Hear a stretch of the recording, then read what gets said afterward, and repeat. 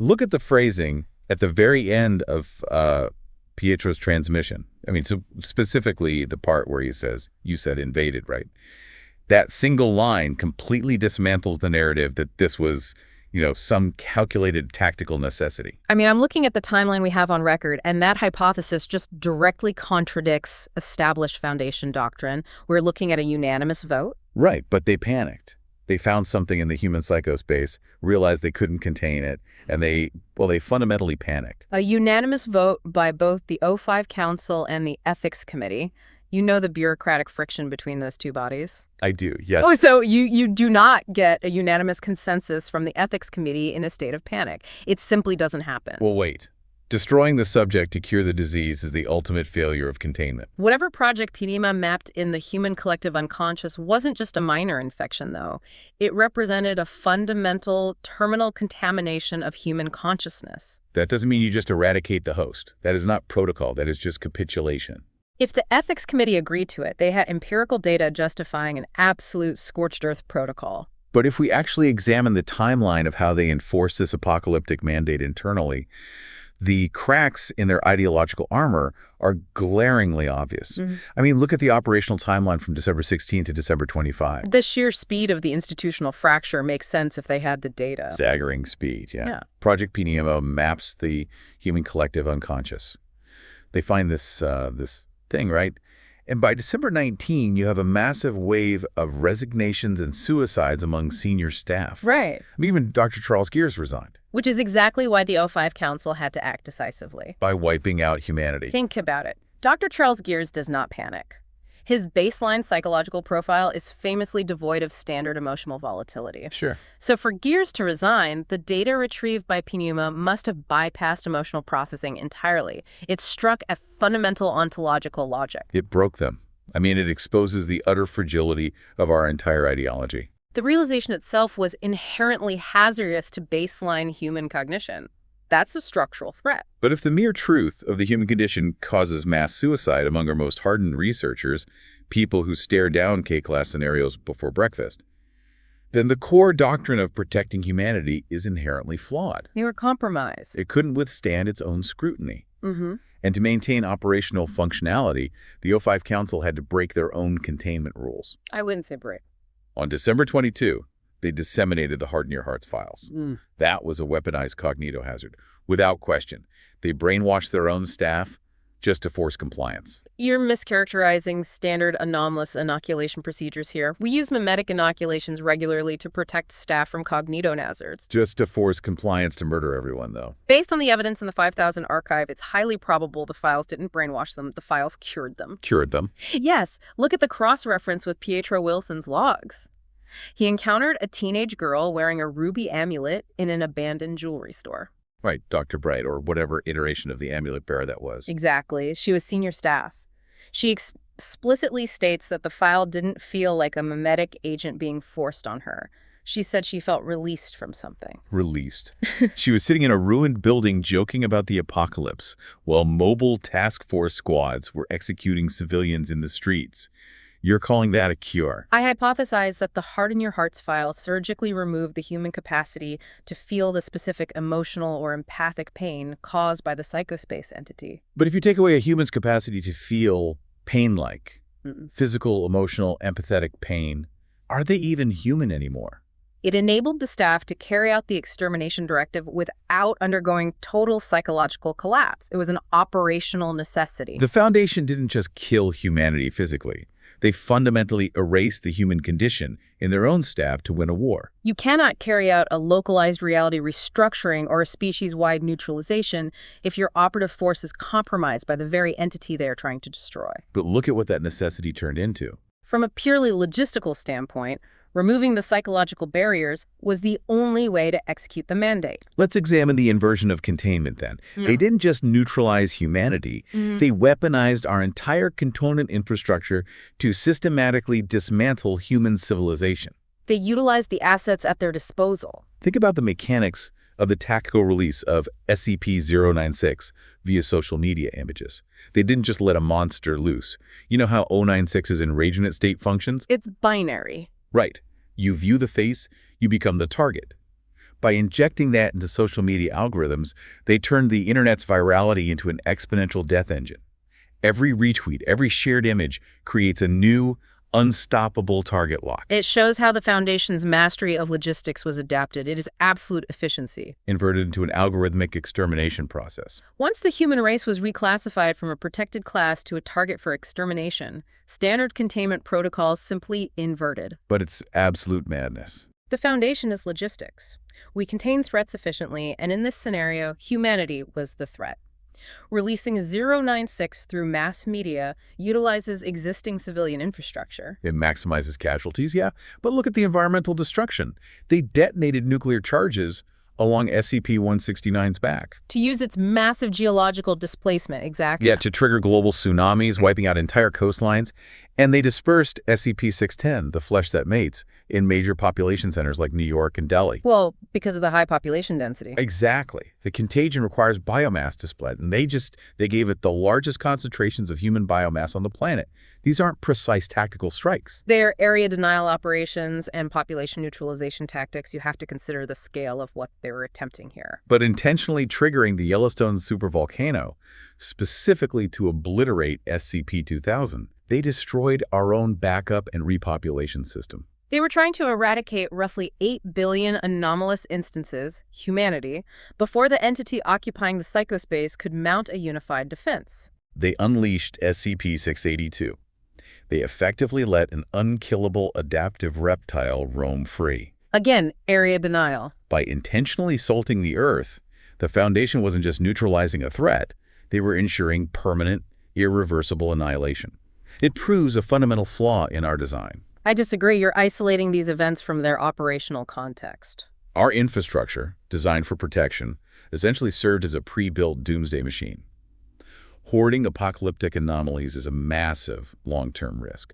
Why did they use SCP-1290 to bombard the Global Occult Coalition fortress of Ganzir? Because the 5000 timeline proves that the moment leadership gets compromised, that horde becomes an arsenal. 1290 is a localized spatial displacement anomaly, a reverse kinematics teleporter. The GOC thought they could defend a static position using conventional military and localized anomalous responses. Right, the GOC held Ganzir for a while. Until the Foundation used 1290 to accelerate projectiles to orbital velocities and just drop them on the fortress. Yeah. And why did they deploy SCP-1440, an anomaly that passively destroys any human settlement he enters, into GOC refugee camps? Wow. Because conventional methods were too slow. They bypassed conventional warfare completely. No other organization had the logistical capability to eliminate humanity fast enough to prevent the psychospace entity from reacting. The fall of Ganzir proves this. The GOC's tactics were entirely insufficient. Exactly. The Foundation had to use overwhelming asynchronous warfare. Asynchronous warfare that completely shattered their grip on baseline reality. I mean, let's look at the forensic breakdown of the interrogation at Ganzir. You mean the MTF Omega-2 operative? Yes, Samuel Ross. Yeah. GOC Commander Morrison and Dr. Rhodes interrogate him, and Ross is just completely unnerving. He has zero reaction to physical trauma. Which directly supports my earlier hypothesis about the inoculation files. He literally laughs during a brutal interrogation and says, once you realize you're not supposed to feel pain, there's nothing to be afraid of anymore. Right, the Pneuma files didn't brainwash them. They removed an artificial construct. If pain, both physical and emotional, is a physiological mechanism enforced by the entity in the psychospace. Corrected as baseline, you're saying. Removing the entity's influence removes the pain. Ross's physiological baseline was corrected to a pre-infection state. Corrected. Listen to the philosophy he is spouting, though. He tells the GOC interrogators that the Foundation is being kind. He inverts our core motto. We fight in the light so you can die in the dark. And then he verbally transmits the truth. The specific cognitohazard is truth he learned from the Pneuma files. The second he says it, Morrison and Rhodes instantly begin screaming in unending agony. A violent physiological rejection. Just by hearing it. Ross forces them to perceive the truth, and they experience the raw agony that the Foundation had excised from themselves. The disease is fundamentally tied to human perception. The perception of the entity. Once you perceive the entity in the psychospace, your pain receptors overload. It's an ontological shock. And in fighting a war against human perception, the Foundation lost complete control of reality. Well, I wouldn't call it losing control. I would call it adapting to a shifting tactical environment. Pietro's logs describe encountering blinkers, Foundation created statue soldiers with blades for arms that move when unobserved. They effectively weaponized the mechanics of SCP-173. A novel application of known anomalous physics. He observes a reality-warping, stretched entity with black gaps in space around its body that Foundation forces were actively fighting in the sky. They were tearing the fabric of local space-time apart just to win this war. They broke reality. You're framing this as a loss of control, but the Ganzir interrogation completely validates the O5's decision. Validates it. Think about the implications of Morrison and Rhodes' reaction to the truth. If simply hewing the truth of human existence, the nature of the entity inhabiting our psychospace, causes instant, permanent, unending physical and psychological agony, then that entity is a fate exponentially worse than death. The extermination wasn't murder. You cannot call the systematic slaughter of billions of people euthanasia. From the documented perspective of the O5 Council and the Ethics Committee, it was mass euthanasia. They were saving humanity from a parasitic entity that uses pain as a fundamental mechanism of control. And clearly their grand, terrible plan was fundamentally flawed because it failed. It was undone by a massive operational blind spot in their own architecture. You mean Pietro Wilson's journey? Yes, let's trace it.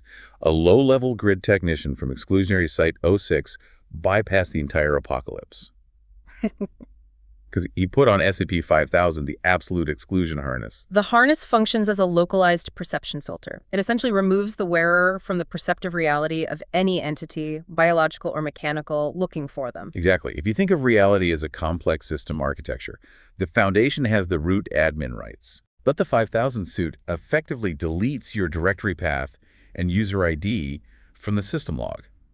You are still executing commands in the environment, but the system's code literally cannot register your existence. And the Foundation couldn't perceive the exclusion harness? They built a containment infrastructure so perfectly rigid that they locked themselves out of their own blind spots.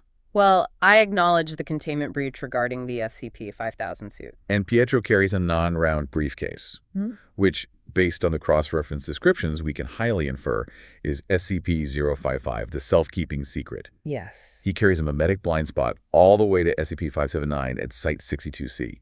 A completely ordinary, uninfected man carrying a localized anti-meme walks right past the architects of the apocalypse. He stands over an observation chamber and initiates a temporal reset. Exactly. But I disagree that it was simply a blind spot. The interaction between SCP-055 and SCP-579 is a known, theoretically mapped failsafe for localized reality restructuring events. A theoretical failsafe. Putting a self-keeping secret into whatever 579 is forces an ontological contradiction so severe that the timeline resets to resolve the paradox. Which Pietro didn't even understand. It's highly probable that Pietro wasn't just stumbling blindly through the wasteland. He was likely being subtly guided by the anomalous mechanics of the 055 and 579 interaction. Pulling the necessary variables together, sure, but look at Pietro's realization at the end of his log. To initiate the reset. It is devastating. He realizes he's just the murder victim in someone else's story. He dies without ever understanding why any of this happened. It was a delivery mechanism. He was just the biological delivery mechanism for a failsafe the Foundation couldn't even see coming. It is the ultimate operational failure. The reset worked, though. Their obsession with absolute control was dismantled by a technician they didn't even notice. But the fact remains, the corpse inside the deactivated SCP-5000 suit recovered in our current timeline proves that the reset worked. The operational failure of the extermination mandate resulted in a successful temporal correction. Wait, let's trace that logic step by step. The reset was successful. The localized temporal restructuring shifted the timeline back to resolve the 055 and 579 paradox. It shifted the timeline back. Yeah. Pietro successfully reset the universe to before December 2019. Correct. The Foundation in our current baseline timeline recovered the dead body of Pietro Wilson and the deactivated suit, Right. classifying the entire package as SCP-5000. But Pietro Wilson is still alive in our current timeline. Yes. The personnel logs state he is still actively employed at exclusionary site 06. His memories of the apocalypse were wiped by the temporal shift, but he's physically there. Yes. The temporal restructure would naturally leave the living iteration of Pietro in his standard baseline position, completely unaware. While the anomalous artifact, the suit, the data logs, and the corpse from the aborted timeline was deposited at the epicenter of the 579 interaction. That is standard temporal displacement mechanics. Right. But look at the timeline. December 2019. If the universe was reset to before the O5 Council made their decision, Then Project Pneuma never reached its conclusion. Right. The final data mapping the human collective unconscious was never fully synthesized or presented to the U5 Council. The timeline fractured before the Ethics Committee could review the final psychological topography. Let's follow that logic to its actual conclusion. If Pneuma never finished mapping the unconscious, Yes. the Foundation doesn't know it's in our heads, which means whatever entity is living inside the human psychospace, The anomaly. whatever monstrous thing was discovered by Pneuma that made the Ethics Committee unanimously vote to massacre the entire human race, it is still there. It didn't go away. It didn't go away just because the timeline reset. We are all infected with it right now, and we have absolutely no idea. And if Project Pneuma is ever greenlit again, and they run the exact same data mapping on the human psychospace, the Foundation will inevitably make the exact same decision to exterminate us.